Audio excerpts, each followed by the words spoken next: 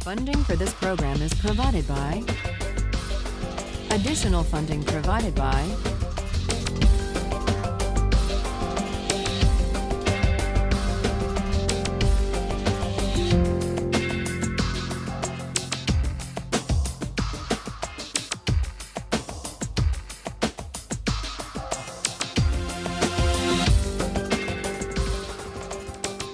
Today we turn to Kant's reply to Aristotle. Kant thinks that Aristotle just made a mistake. It's one thing, Kant says, to support a fair framework of rights within which people can pursue their own conceptions of the good life. It's something else, and something that runs the risk of coercion, to base law or principles of justice on any particular conception of the good life. You remember Aristotle says, in order to investigate the ideal constitution, we have first to figure out the best way to live. Kant would reject that idea. He says that constitutions and laws and rights should not embody or affirm or promote any particular way of life. That's at odds with freedom. For Aristotle, the whole point of law, the purpose of the polis, is to shape character, to cultivate the virtue of citizens, to inculcate civic excellence, to make possible a good way of life. That's what he tells us in the Politics. For Kant, on the other hand, the purpose of law, the point of a constitution, is not to inculcate or to promote virtue. It's to set up a fair framework of rights within which citizens may be free to pursue their own conceptions of the good for themselves. So we see the difference in their theories of justice. We see the difference in their account of law, or the role of a constitution, the point of politics. And underlying these differences are two different accounts of what it means to be a free person. For Aristotle, we're free insofar as we have the capacity to realize our potential. And that leads us to the question of fit. Fit between persons and the roles that are appropriate to them. Figuring out what I'm cut out for. That's what it means to lead a free life, to live up to my potential. Kant rejects that idea and instead substitutes his famously demanding notion of freedom as the capacity to act autonomously. Freedom means acting according to a law I give myself. Freedom as autonomy. Part of the appeal, part of the moral force of the view of Kant and of Rawls consists in the conception of the person as a free and independent self, capable of choosing his or her own ends. The image of the self as free and independent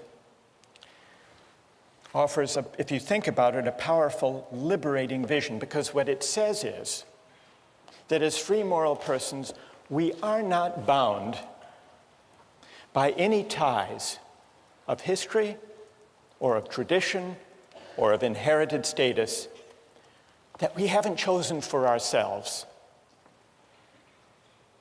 And so we're unbound by any moral ties prior to our choosing them. And that means that we are free and independent sovereign selves. We're the authors of the only obligations that constrain us.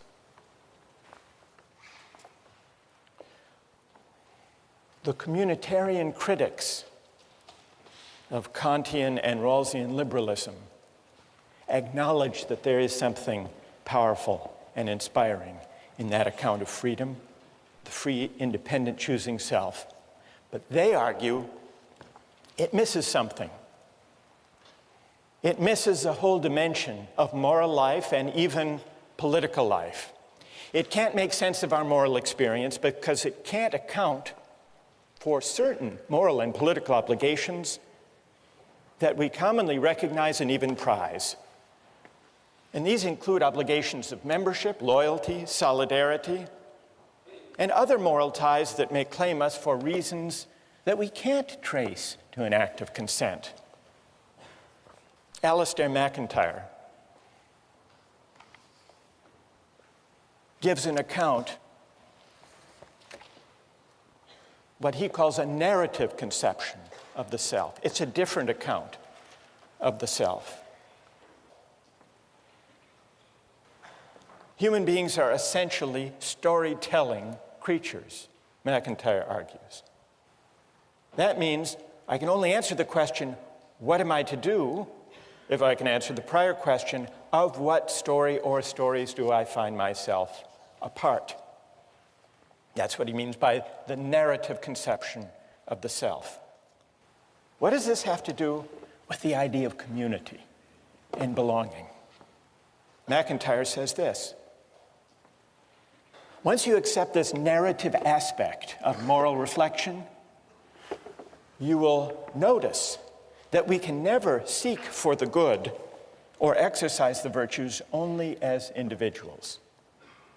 We all approach our circumstance as bearers of particular social identities. I am someone's son or daughter, a citizen of this or that city. I belong to this clan, that tribe, this nation. Hence, MacIntyre argues, what is good for me has to be the good for someone who inhabits these roles. I inherit from the past of my family, my city, my tribe, my nation, a variety of debts, inheritances, expectations, and obligations. These constitute the given of my life, my moral starting point. This is, in part, what gives my life its moral particularity. That's the narrative conception of the self. And it's a conception that sees the self as claimed or encumbered, at least to some extent, by the history, the tradition, the communities of which it's a part. We can't make sense of our lives, not only as a psychological matter, but also as a moral matter in thinking what we ought to do without attending to these features about us. Now, MacIntyre recognizes that this narrative account, this picture of the encumbered self, puts his account at odds with contemporary liberalism and individualism. From the standpoint of individualism, I am what I myself choose to be. I may biologically be my father's son, but I can't be held responsible for what he did unless I choose to assume such responsibility. I can't be held responsible for what my country does or has done unless I choose to assume such responsibility. But MacIntyre says this reflects a certain kind of moral shallowness, even blindness. It's a blindness at odds with the full measure of responsibility, which sometimes, he says, involves collective responsibility, or responsibilities that may flow from historic memories. And he gives some examples. Such individualism is expressed by those contemporary Americans who deny any responsibility for the effects of slavery upon Black Americans, saying, I never owned any slaves. Or the young German who believes that having been born after 1945 means that what Nazis did to Jews has no moral relevance to his relationship to his Jewish contemporaries. MacIntyre says all of these attitudes of historical amnesia amount to a kind of moral abdication. Once you see that who we are and what it means to sort out our obligations can't be separated, shouldn't be separated from the life histories that define us. The contrast, he says, with the narrative account is clear. For the story of my life is always embedded in the story of those communities from which I derive my identity. I am born with a past, and to try to cut myself off from that past is to deform my present relationships.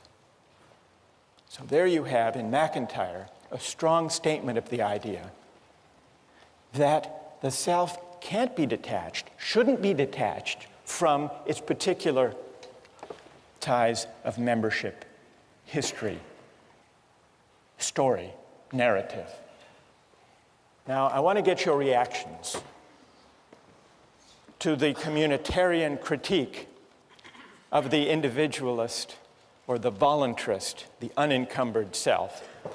But let's make it concrete so that you can react to more than just the theory of it by looking at the two different accounts of moral and political obligation that arise, depending on which of these conceptions of the person one accepts.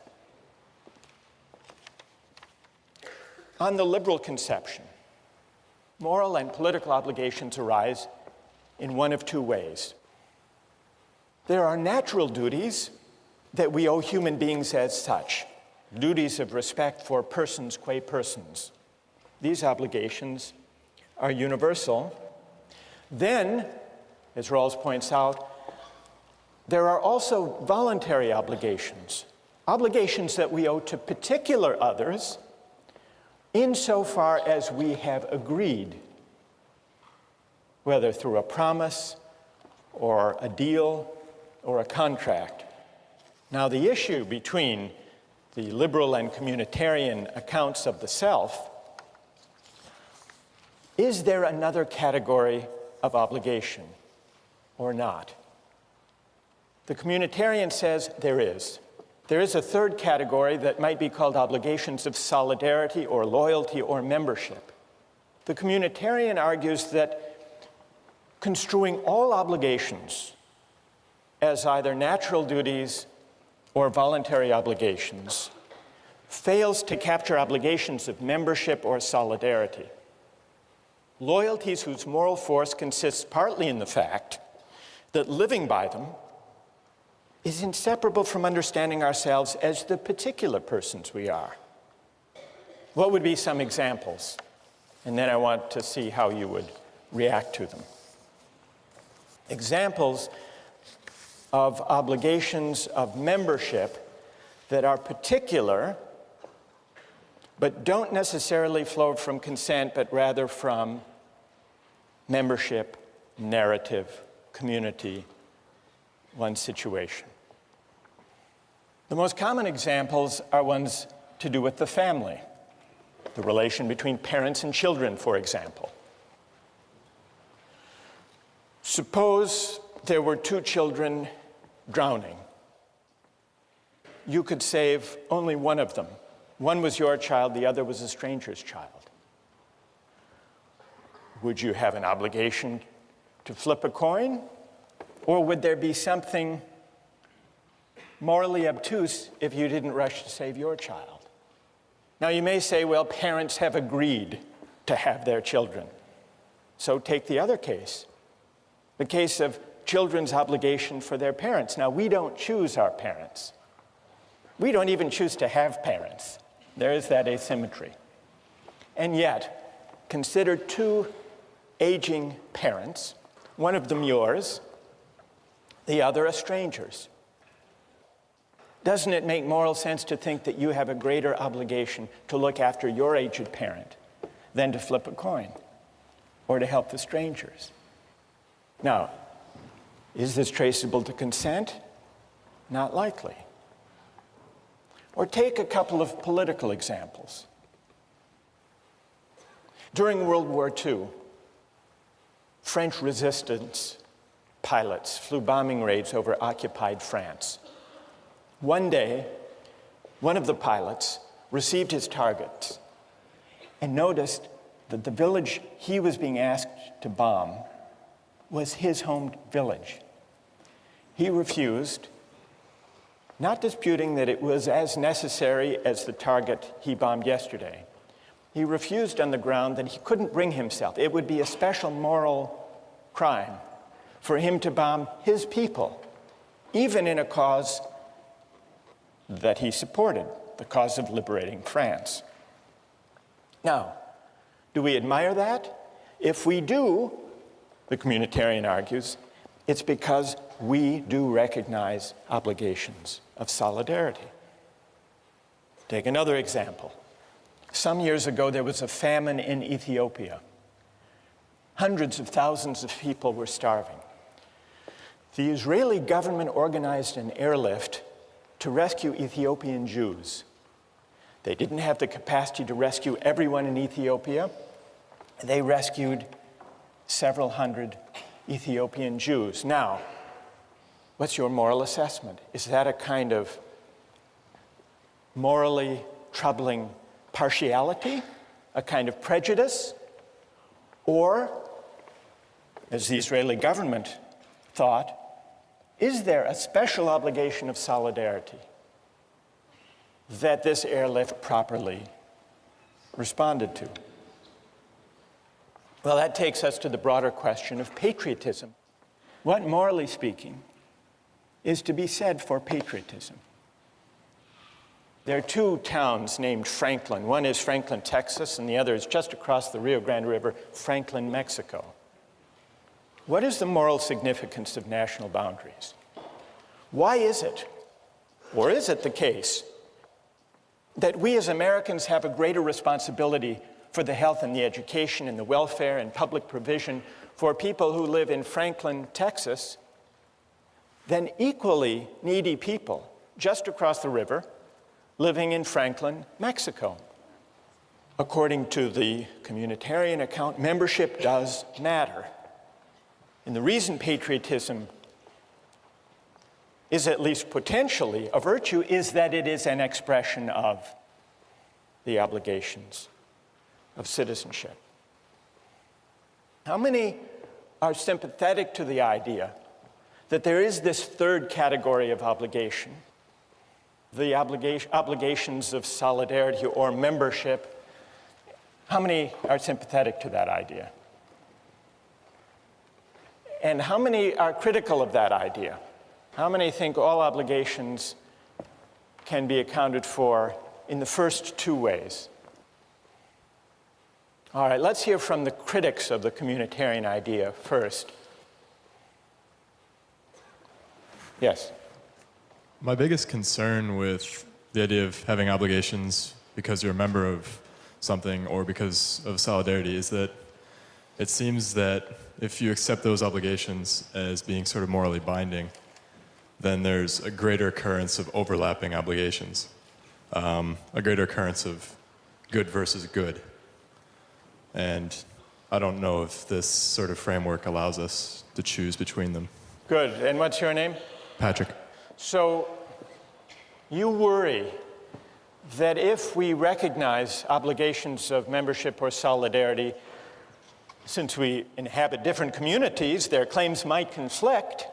And what would we do if we have competing obligations? Yes? Well, one solution is that we could view ourselves as ultimately members of the human community, and that then within that we have all these smaller spheres of that, I am an American or I am a student at Harvard. And so the most important community to be obligated to is the community of human beings, and then from there you can sort of evaluate which other ones are most important to you. So the most and what's your name? Nicola? So Nicola, you say the most universal community we inhabit, the community of humankind, always takes precedence. Yes. Patrick, are you satisfied?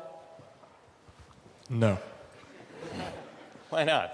It seems rather arbitrary that we should choose the universal obligation over the more specific obligation.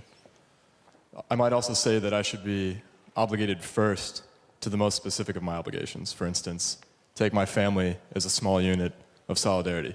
Perhaps I should be first obligated to that unit, and then perhaps to the unit of my town, and then my country, and then the human race. Good, thank you. I want to hear from another critic of the communitarian view, we have the objection, well, what if goods collide? Who objects to the whole idea of it? Who sees patriotism as just a kind of prejudice that ideally we should overcome? Yes? Patriotism reflects a community membership. That's a given. I think the problem is that whereas some memberships are natural narratives, the narrative of citizenship is a constructed one, and I think a false one. Because as the river is just a historical accident, it makes no sense that because the lottery of birth threw me into the United States as opposed to Mexico, that that's the membership that I should be a part of. Good. And what's your name? Elizabeth. Elizabeth. Who has a reply? Yes. I think in general, we have to ask, where do our moral obligations arise from anyway? And I think basically there'd be two places from which they could arise. One would be kin, and another one would be reciprocity. And the closer you are associated to other people, there's a natural reciprocity there in terms of having interactions with those people.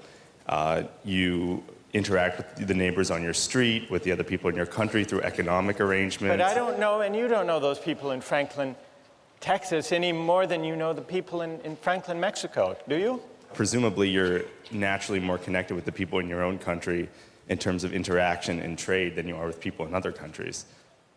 Good. Who else? Well, go ahead. Yeah, I think that a lot of the basis for patriotism can be compared to like school spirit or even house spirit that we see here, where freshmen are sorted into houses and then within a day they have developed some sort of attachment or pride associated with that house. And so I think that we can probably draw a distinction between a moral obligation for communitarian beliefs and sort of just a sentimental, emotional attachment. Good. Wait, stay there. What's your name? Rena. What about, go back to my example about the obligation of the child to the parent. Would you say the same thing there? It's just may or may not be a sentimental tie, but it has no moral weight? Well, I mean, I'm not entirely certain that accident in the initial stage is something that will preclude like moral obligations later. So, you know, just because we were randomly sorted into a house or just because we don't choose who our parents are or what country we're born into doesn't necessarily mean that we won't like develop an obligation based on some type of benefit, I guess, which is sort of shaky. So your obligation to your aged parent that's greater than to aged parents around the world is only because and insofar as you're repaying a benefit that your parent gave you when you were growing up?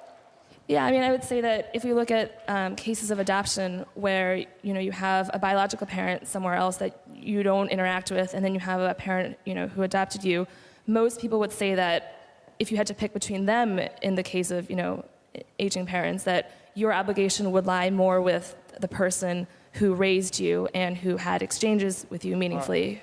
May I ask you one more question about the parent? Sure. Do you think that a person with a bad parent owes them less? I don't know, because I've never had a bad parent.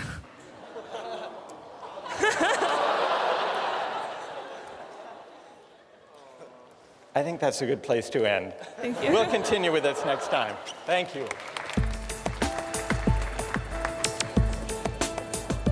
If I were working on an EC problem set, for example, and I saw that my roommate was cheating, that might be a bad thing for him to do, but I wouldn't turn him in.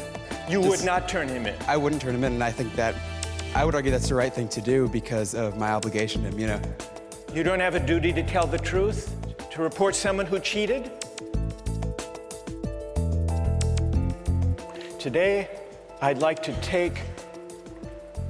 consider the strongest objections to the idea that there are obligations of solidarity or membership.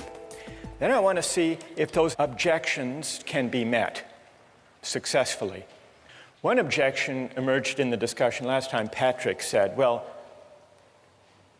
if obligations flow from community membership and identity, we inhabit multiple communities, doesn't that mean that our obligations will sometimes conflict? So that's one possible objection. And then Rena said, these examples meant to bring out the moral force of solidarity and membership. Examples about parents and children, about the French resistance fighter asked to bomb his own village and drawing back, about the airlift by Israel of Ethiopian Jews. These examples, they may be intuitively evocative, Rena said, but really they're pointing to matters of emotion, matters of sentiment, not true moral obligations. And then there were a number of objections, not necessarily to patriotism as such, but to patriotism understood as an obligation of solidarity and membership beyond consent. This objection allowed that there can be obligations to the communities we inhabit, including obligations of patriotism, but this objection argued that all of the obligations of patriotism or of community or membership are actually based on liberal ideas and perfectly compatible with them. Consent, either implicit or explicit, or reciprocity. Julia Rothau, for example, on the website, said that liberalism can endorse patriotism as a voluntary moral obligation. Patriotism and familial love both fall under this category. Because after all, Julia points out, the Kantian framework allows people free rein to choose to express virtues such as these if they want to. So you don't need the idea of a non-voluntary particular moral obligation to capture the moral force of community values. Where's Julia? Okay, so did I summarize that fairly? There is action. Julia actually is in line with what Rawls says about this very topic. You weren't aware of that. You came up with it on your own. That's pretty good. Rawls says, when he's discussing political obligation, he says it's one thing if someone runs for office or enlists in the military. They're making a voluntary choice. But Rawls says there is, I believe, no political obligation, strictly speaking, for citizens generally, because it's not clear what is the requisite binding action and who has performed it. So Rawls acknowledges that for ordinary citizens, there is no political obligation except insofar as some particular citizen willingly, through an act of consent, undertakes or chooses such an obligation. That's in line with Julia's point. It's related to another objection that people have raised, which is it's perfectly possible to recognize particular obligations to one's family or to one's country, provided honoring those obligations doesn't require you to violate any of the natural duties or requirements of universal respect for persons qua persons. So that's consistent with the idea that we can choose, if we want to express a loyalty to our country or to our people or to our family, provided we don't do any injustice within the framework, acknowledging the priority, that is, of the universal duties. The one objection that I didn't mention is the view of those who say that obligations of membership really are a kind of collective selfishness. Why should we honor them? Isn't it just a kind of prejudice? So what I'd like to do, perhaps if those of you who have agreed, who wrote and who have agreed to press these objections, perhaps if you could gather down all together, we'll form a team as we did once before, and we'll see if you can respond to those who want to defend patriotism conceived as a communal obligation. Now, there were a number of people who argued in defense of patriotism as the communitarian view conceives it. So let me go down now and join the critics of communitarianism, if there's a microphone that we could use somewhere. Okay, thanks, Kate. Who, as the critics of patriotism, communal patriotism, gather their forces here? Patrick, if you want to, you can join as well, or Rena. Others who have spoken or addressed this question are free to join in. But I would like to hear now from those of you who defend patriotism and defend it as a moral obligation that can't be translated back into purely consent-based terms, can't be translated into liberal terms. Where's AJ Kumar? AJ, everybody seems to know you. All right, let's hear from AJ. You said, in the same way I feel I owe more to my family than to the general community, I owe more to my country than to humanity in general. Because my country holds a great stake in my identity, it is not prejudice for me to love my country unless it is prejudice for me to love my parents more than somebody else's. So AJ, what would you say to this group? Stand up. I think that there's some fundamental moral obligation that comes from a communitarian responsibility to people and groups that form your identity. I mean, even, like, I'll give the example that, there are a lot of things about our government right now that I'm not in favor of, but part of my identity is that America values a free society where we can object to certain things, and I think that's an expression of patriotism as well. And I go back to the parent example, or even at Harvard, I think, I owe more to my roommates because they make up my identity than I do to the Harvard community as a whole, and I think that applies to our country because there are certain things that growing up here, yes, we can't choose it, we can't choose our parents, things like that, but it makes up part of our identity. Okay, who would like to take that on? Ike? Yeah, about the obligation to others simply by virtue of being in being influenced by them. I'm a German citizen, and if I had been born 80 years earlier, then I would have been a citizen of Nazi Germany. And for some reason, I just don't think that I would have to feel obligated towards Germany because I had benefited from actions of Nazis. I mean, I guess my response to that would be you have hundreds of thousands of protesters in the United States right now who hold up signs that say peace is patriotic. And I'm sure there are people in this room who don't agree with that. I personally do. And I would say that they're strongly objecting to basically everything the Bush administration is doing right now, but they still consider themselves loving their country because they're furthering the cause of what they see as best for the country. And I tend to agree with that as a patriotic movement. Well, but how's that then? How do you still favor your country? How's that still patriotic? I mean, isn't that more a sentimental attachment? Where's the obligation there? Rena? Yeah, not to bring this back to John Locke, but I'd like to bring this back to John Locke. So, I mean, in his conception of when people join society, there's still some outlet. Like if you're not satisfied with your society, you do have a means of exit. Even though we had a lot of concerns about how you're born in and it's not very feasible, he still provides that option.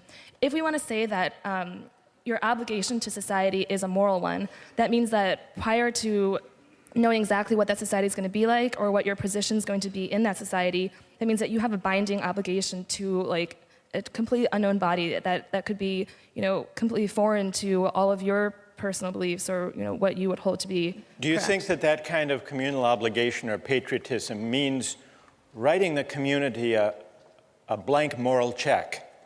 Basically, yeah. Like, I think that we can, I think it's reasonable to say that as you grow and as you develop within that community, that you acquire some type of obligation based on reciprocity. But to say that you have a moral obligation, I think, requires a stronger justification. Good. Who else? Anyone else like to address that? I guess we could say that you could argue that you're morally obliged to society by the fact that there is this reciprocity. I think it's the idea that we participate in society, we pay our taxes, we vote. This is why we could say that we owe something to society. But beyond that, I don't think there's anything inherent in the fact that we are members of the society itself that we owe it anything. I think it's insofar as the society gives us something, gives us protection, safety, security, then we owe the society something, but nothing beyond what we give the society. Who wants to take that on? Rahul? I don't think we give the community a blank moral check in that sense. I think we only give it a blank moral check when we abdicate our sense of civic responsibility and when we say that the debate doesn't matter because patriotism is a vice. I think that patriotism is important because it gives us a sense of community, a sense of common civic virtue that we can engage in the issues. Even if you don't agree with the way the government is acting, you can still love your country and hate the way it's acting. And I think because out of that love of country, you can debate with other people and have respect for their views, but still engage in the debate. If you just say that, patriotism is a vice, you drop out of that debate and you cede the ground to people who are more fundamentalist, who have a stronger view, and who may coerce the community. Instead, we should engage the other members of the community on that same moral ground.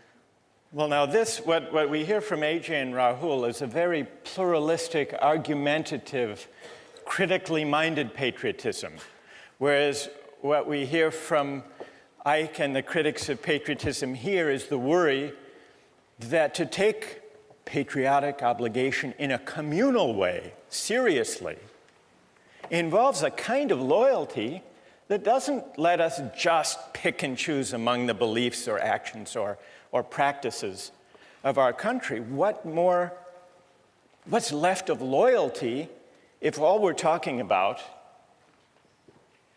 AJ and Rahul, if all we're talking about is loyalty to principles of justice that may happen to be embodied in our community or not, as the case may be, and if not, then we can reject its course. I don't know, I've sort of given a reply. I got carried away, I'm sorry. Who would like? Go ahead, Julia. Yeah, I think that patriotism, you need to define what that is. It sounds like, you would normally think that we were given a more weak definition here of patriotism amongst us, but it almost sounds like your definition is merely to have some sort of civic involvement in debating within your society. And I think that kind of undermines maybe some of the moral worth of patriotism as a virtue as well. I think if you can consent to a stronger form of patriotism if you want, that's a stronger, moral obligation than even what you're suggesting. What we really need to sharpen the issue is an example from the defenders of communitarianism of a case where loyalty can actually compete with and possibly outweigh universal principles of justice. Isn't that's the test they really need to meet, isn't it? All right, so that's the test you need to meet, or any among you who would like to defend obligations of membership or solidarity independent of ones that happen to embody just principles. Who has an example of a kind of loyalty that can and should compete with universal moral claims, respect for persons? Go ahead. Yeah, if I were working on an EC problem set, for example, and I saw that my roommate was cheating, that might be a bad thing for him to do, but I wouldn't turn him in.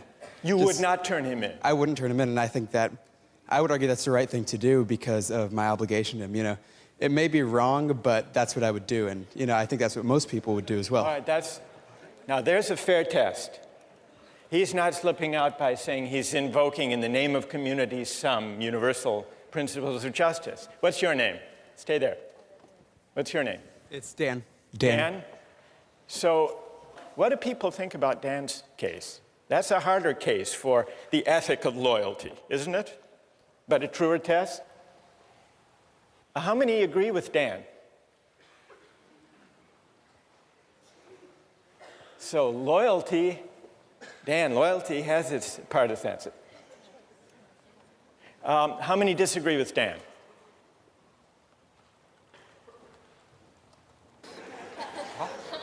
Peggy.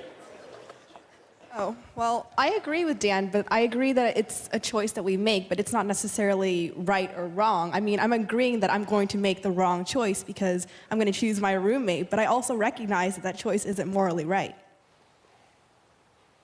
So you're still translating even Dan's loyalty. You're saying, well, that's a matter of choice. But what's the right thing to do? Most people put up their hands saying, Dan would be right to stand by his roommate and not turn him in.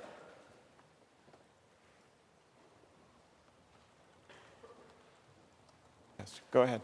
Also, I think as a roommate, you have insider information, and that might not be something you want to use. That might be something unfair to hold against.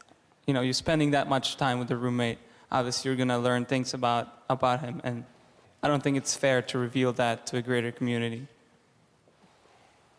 But it's loyalty, Wojtek. You agree with Dan that Yes, loyalty is the ethic at stake here. Absolutely. You don't have a duty to tell the truth, to report someone who cheated? Not if you've been advantaged into getting that kind of information. Before our critics of patriotism leave, I want to give you another version, a more public example of what I guess we should call it Dan's dilemma. Dan's dilemma of loyalty. And I want to get the reaction of people to this. This came up a few years ago in Massachusetts. Does anyone know who this man is? Billy Bulger, that's right. Who is Billy Bulger? He was president of the Massachusetts State Senate for many years, one of the most powerful politicians in Massachusetts. And then he became president of the University of Massachusetts. Now, Billy Bulger, did you hear the story about him that bears on Dan's dilemma? Billy Bulger has a brother named Whitey Bulger. And this is Whitey Bulger. His brother Whitey is on the FBI's most wanted list, alleged to be a notorious gang leader in Boston, responsible for many murders, and now a fugitive from justice. But when the U.S. attorney, they called Billy Bulger, then the president of the University of Massachusetts, before the grand jury and wanted information on the whereabouts of his brother, this fugitive, and he refused to give it. The U.S. attorney said, just to be clear, Mr. Bulger, you feel more loyalty to your brother than to the people of the Commonwealth of Massachusetts? And here's what Billy Bulger said. I never thought of it that way, but I do have a loyalty to my brother. I care about him. I hope that I'm never helpful to anyone against him. I don't have an obligation to help anyone catch my brother. Dan, you would agree? How many would agree with the position of Billy Bulger? Let me give one other example, and then we'll let the critics reply, the critics of loyalty, as we'll describe it. Here's an even more fateful example from a figure in American history, Robert E. Lee. Now, Robert E. Lee, on the eve of the Civil War, was an officer of the Union Army. He opposed secession, in fact, regarded it as treason. When war loomed, Lincoln offered Lee to be the commanding general of the Union Army. And Lee refused, and he described in a letter to his sons why he refused.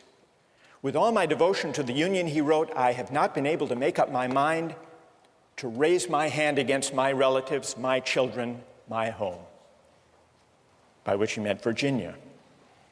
The Union is dissolved. I shall return to my native state and share the miseries of my people, save in her defense.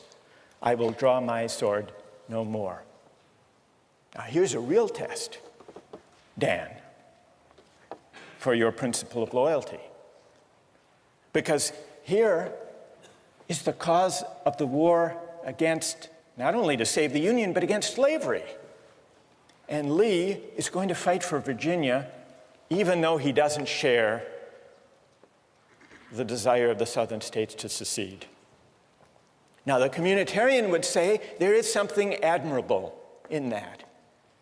Whether or not the decision was ultimately right, there's something admirable.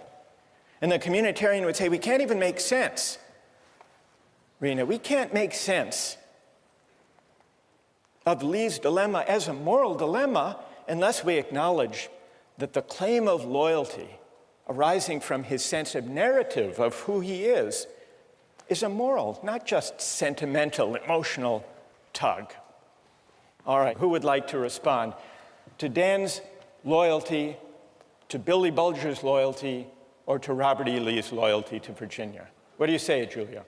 Okay, well, I think that these are some classic examples of multiple spheres of influence, and that you have conflicting communities, that your family and your country. I think that's one reason why the idea of choice in your obligation is so important, because how else can you resolve this? If you're morally obligated and there's no way out of this need for loyalty to both communities, you're trapped. There's nothing you can do. You have to make a choice. And I think that being able to choose based on other characteristics than merely, the arbitrary fact that you're a member of this community is important. Otherwise, it's left to, randomness. Well, Julia, the issue isn't whether Dan makes a choice, or Billy Bulger or Robert E. Lee. Of course they make a choice. The question is on what grounds, on what principle should they choose?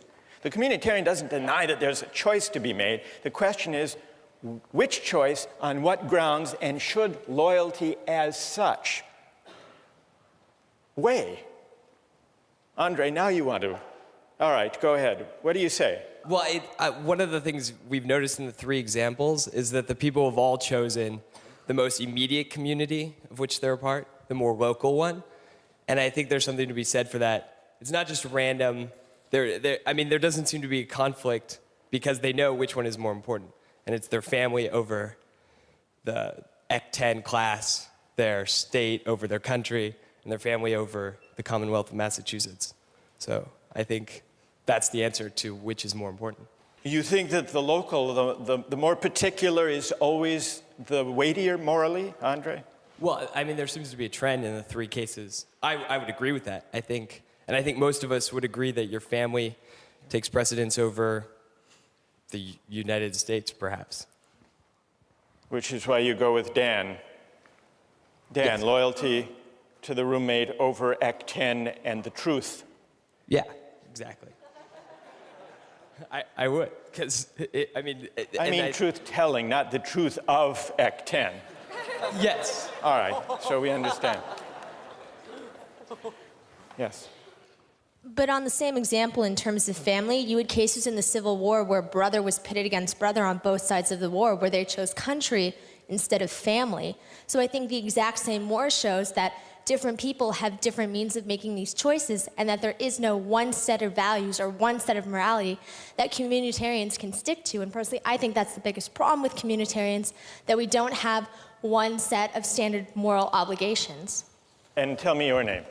Samantha? So Samantha, you agree with Patrick's point the other day, that there may be, if we allow obligations to be defined by community identification or membership, they may conflict, they may overlap, they may compete, and there is no clear principle.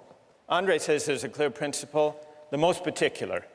The other day, Nicola, who is sitting over here, where's Nicola, said the most universal. You're saying, Samantha, the scale of the community as such can't be the decisive moral factor. So there has to be some other moral judgment. All right, let's let our critics of communal patriotism, let's express our appreciation and thank them for their having stood up and responded to these arguments, defined the issue. Let's turn to the implications for justice of the positions that we've heard discussed here. One of the worries underlying these multiple objections to the idea of loyalty or membership as having independent moral weight is that it seems to argue that there is no way of finding principles of justice that are detached from conceptions of the good life as they may be lived in any particular community. Suppose the communitarian argument is right. Suppose the priority of the right over the good can't be sustained. Suppose instead that justice and rights unavoidably are bound up with conceptions of the good. Does that mean that justice is simply a creature of convention, of the values that happen to prevail in any given community at any given time? One of the writings we have among the communitarian critics is by Michael Walzer. He draws the implications of justice this way. Justice is relative to social meanings. A given society is just if its substantive life is lived in a certain way, in a way that is faithful to the shared understandings of the members. So Walzer's account seems to bear out the worry that if we can't find independent principles of justice, independent, that is, from conceptions of the good that prevail in any given community, that we're simply left with justice being a matter of fidelity or faithfulness to the shared understandings or values or conventions that prevail in any given society at any given time. But is that an adequate way of thinking about justice?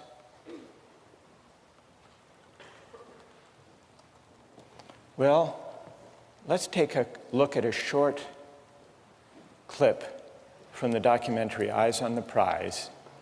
It goes back in the 1950s in the South. Here are some situated American Southerners who believe in the tradition, in the shared understandings of segregation. Listen to the arguments they make about loyalty and tradition, and see if they don't make you uneasy about tying arguments about justice to the shared understandings or traditions that prevail in any given society at the moment. Let's run the clip. This land is composed of two different cultures, a white culture and a colored culture, and I've lived close to them all my life. But I'm told now that we've mistreated them and that we must change, and these changes are coming faster than I expected, and I'm required to make decisions on a basis of a new way of thinking, and it's difficult. It's difficult for me, it's difficult for all Southerners. Well, there you have it. Narrative selves, situated selves, invoking tradition. Doesn't that show us that justice can't be tied to the shared understandings of goods that prevail in any given community at any given time? Or is there a way of rescuing that claim from this example? Think about that question, and we'll return to it next time.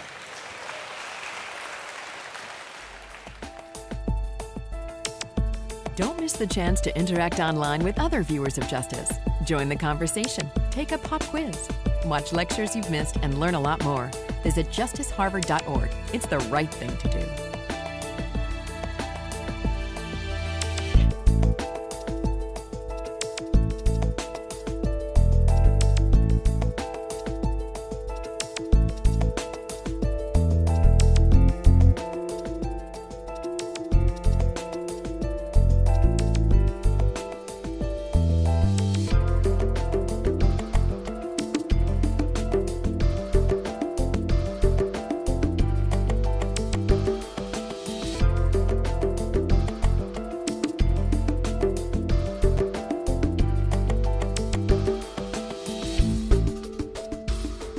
Funding for this program is provided by...